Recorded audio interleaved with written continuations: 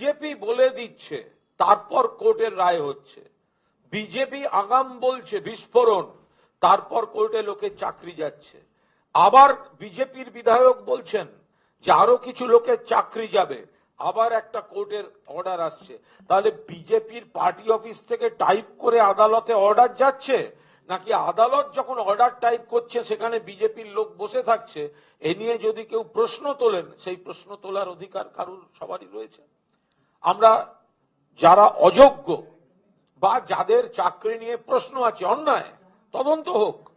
আর SSC কাদের বিরুদ্ধে তদন্ত চলছে সেটা তো জমা দিয়ে দিয়েছে, সেটা তো প্রকাশ্যে এনে দিয়েছে। তাহলে তো যাদের তদন্ত হচ্ছে না, তার মানে তাদেরটা স্বচ্ছ।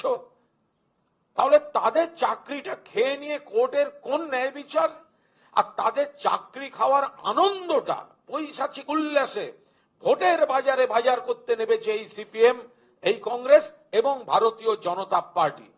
আমরা বলছি, ভারতীয় জনতা পার্টি যারা ধামাকার কথা বলছেন, চাকরি খাওয়ার কথা বলছেন, আর তারপরে যে বিচারকদের হাত দিয়ে চাকরি যাওয়ার অর্ডার বেরোচ্ছে, এদের মধ্যে কোনো যোগাযোগ আছে কিনা সেটাও সিবিআই এর তদন্তে আসা উচিত।